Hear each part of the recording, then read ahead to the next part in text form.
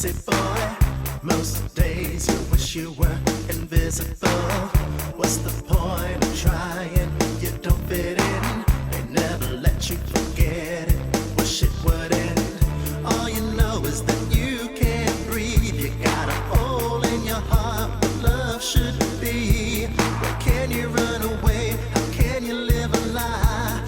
You just don't recognize the light inside. But don't you ever give up, because in time it gets better, babe. Welcome to the Season 1 finale of Happy Hour with Cameron Stiehl. I'm Adam Sandel, and I'm here at the Lookout in San Francisco with the show's producer and director, Travis Valentine, as well as its creator, executive producer, and host, Cameron Stiehl. Thank you. Now tell us first, what was the inspiration for Happy Hour with Cameron Stiehl? That's a really good question. And honestly, it's been 30 years of inspirational moments, to tell you the truth. Moments of meeting people who inspired me in so many different ways, from meeting a group of gay kids at a drama festival when I was 14 years old, having them come out to me and say, you know, we're gay, right? And my thinking, well, okay, what does all that mean? And having them tell me that because of who they were, that people didn't like them. Like, they were having trouble with their families, they were having trouble with their friends, trouble in school, and starting that conversation then. And I thought, how could people not like you? You're amazing. You are the coolest people I've ever met. And they became such good friends. And now I will go to happy hours all the time and meet new people and just think that they are the coolest people I've ever met. And to know that that discrimination is still happening, the trouble with families, the issues. And I'm thinking, if people knew you guys on an individual level, that kind of hatred and fear they just wouldn't happen. So that's where it came from. Happy hours. And Travis, how did you become involved in the show? Well, let's just say it started over a little happy hour. We were at our local favorite bar, Trax. We both live in the same neighborhood, Haight-Ashbury of San Francisco. And here was Cameron talking about her ideas of sharing these stories. And she enlisted me, and we have been a team to be reckoned with ever since. Well, now tell me about your first episode. On our first episode, our guest, who shall remain nameless, happened to not show up. Perhaps happy hour got a little crazy the night before. I don't know.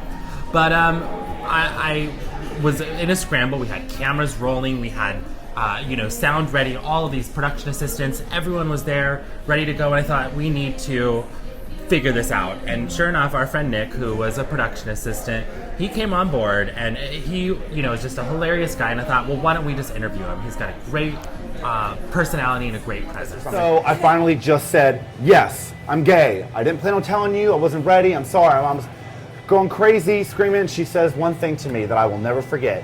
If I knew you were going to be gay, I would not have had you. And then walked out of the room.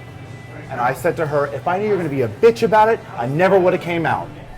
They have filmed Happy Hour with Cameron Stiehl in bars, hotels, and clubs, from the Trax Bar to the Doctor's Lounge to the Bordello in Oakland. Now, how have you been able to find all of these locations? Well, we are very lucky that the community responds very well to this show and the message that we're trying to get across. So many of the LGBT bars in the Bay Area have been willing to open their doors to us and let us film here. So it's my job to ensure that everyone is safe at work, being who they are, and have a conversation about being different. I don't want you to be politically correct. I want you to say, hey, growing up the way that I did in my highly strong religious Catholic family, I was told you're going to hell. You want to make that safe for people to say in a public, in the workplace.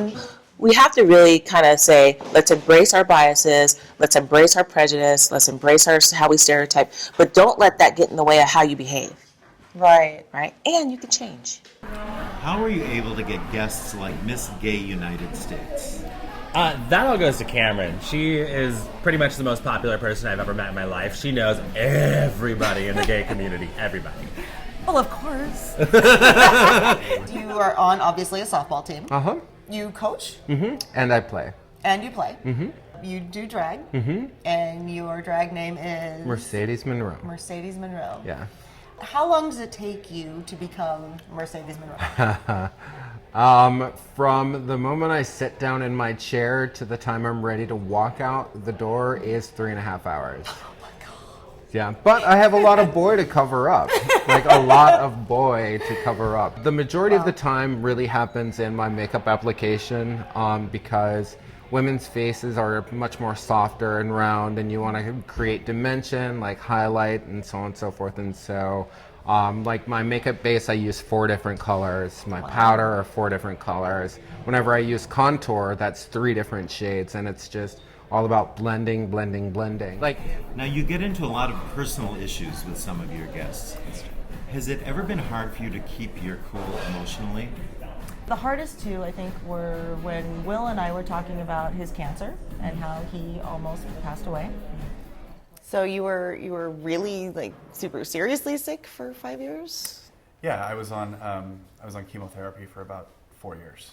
Was there a risk of not making it? Yeah, I mean, I think that if you ask my parents or my family members, they would, they might say that they didn't think that I would make it. Wow. So, How did that affect you now? I think it's part of who I am. I've lived longer in remission and as a survivor than I ever lived before I was diagnosed with it. So it's part of who I am. It's part of the story that I share. And then with Tyler, once we get marriage equality, we will have the exactly same rights as you. We don't want anything more. We just want to love who we love, and we want our rights. I want to visit my dying husband.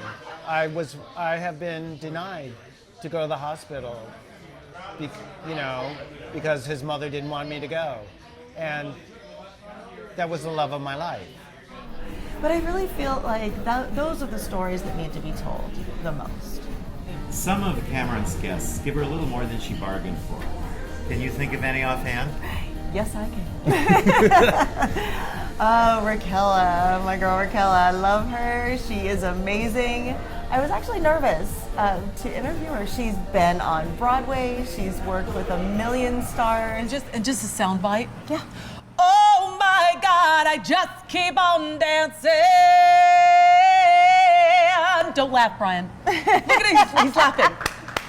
Thank you. Woo! The lungs on this woman.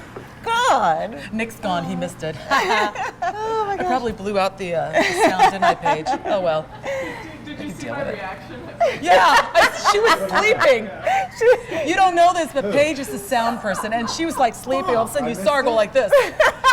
Yeah, you missed it, Nick. You missed it. We're gonna do one more time just for you, okay, Nick? I appreciate Here we go. Little preview. Oh my God, I just keep on dancing. Okay, I did it a pitch up higher. It sounds great to me. Thank you. Now, why are you especially fascinated by LGBT people and their stories? I can pass under the radar, I get that, but I am a bisexual woman. There is a B in LGBT, and I feel like bisexual people are rather underrepresented. Sexuality, I believe, is a fluid thing. I'll say. It's not a choice, and I've known that forever. Thank God it's a fluid thing. Yeah. And I have friends that are just the gayest of the gay, all the way to the straightest of the straight. My friend Jason says he's 90% gay. Do you have a message that you would like to share with like the straight community? If you just could talk to everybody, the world at large, what would you say? We don't want to sleep with all of you. It's ridiculous because I think that there's just so much fear that, oh God, if you're gay, you like guys and you'll sleep. I'm pretty picky. Like, I won't just sleep with anybody. That's just gay or straight or plant or animal. I just won't. And the thing is be very careful because you never know who at your work is gay. you don't know who your work is straight, and you think you may know, but you don't. So you don't know who your family is. It's not that big of a deal. Who cares? There's a lot of great talent behind the scenes on Happy Hour with Cameron Stiehl. So Travis, tell us something about the people who we don't see on camera. Well, usually I'm not on the camera, but I always come prepared. So let's take a look at our behind-the-scenes crew. Hi guys. These are all of the people who make the magic happen. I'm really, really blessed to have such a wonderful community of artists, especially here in San Francisco, who are really willing to jump in for a good cause and do something that helps, out our community in any way that they can. One of which is a great interview that we had with Saturn, a local musician here. And if you've watched the intro, you then know the music behind it, because he is the artist who created the music for our intro. What are your future dreams and goals? Where do you see yourself in the future? I've had the same goal since I was 12 and I started writing music. I've always wanted to be a superstar. I've always wanted to be a pop star, a rock star. Excellent. And, it's tempered a bit. I don't have any expectations that I'll ever be a rock or pop star. But if I could get to the place where people respond to what I do, they respond to what I put out creatively, and that could sustain me, where I wouldn't have to work an additional job, I wouldn't have to have a day job, and I could travel, I could tour and see the world and meet interesting people, that would be my definition of what I want. After shooting 10 episodes for season 1, what's the most valuable thing that you've learned? The most valuable thing I've learned a million things, I'll give you that. But the most valuable thing I've learned is just to be relaxed and present in the moment. But there was another executive assistant that worked at the company that had an enormous crush on you. A huge crush. She asked me, so what's the deal with the guy that's on your floor that looks like Brad Pitt? I don't think I know this.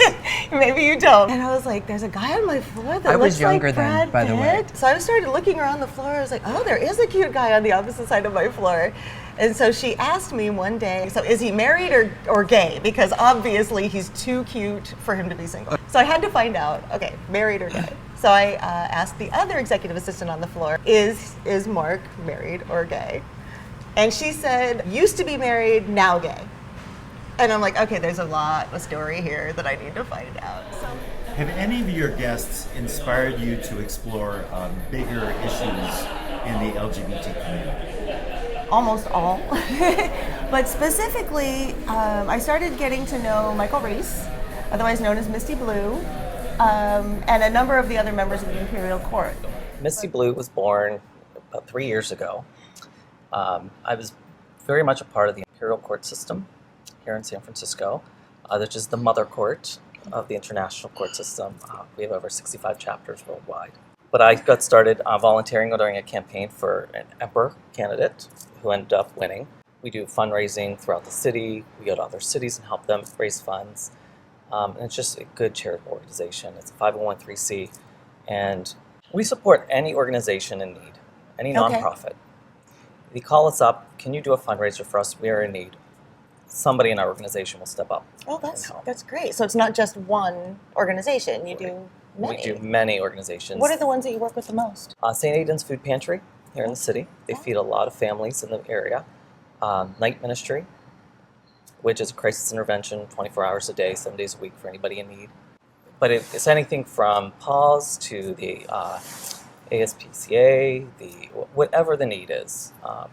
Somebody needs medication money, or there's a fire in somebody's home, or they can't afford anything, we will step up to the plate. Well, Travis, Cameron, congratulations on season 1. And here's to cheers to season 2. Thank you so much.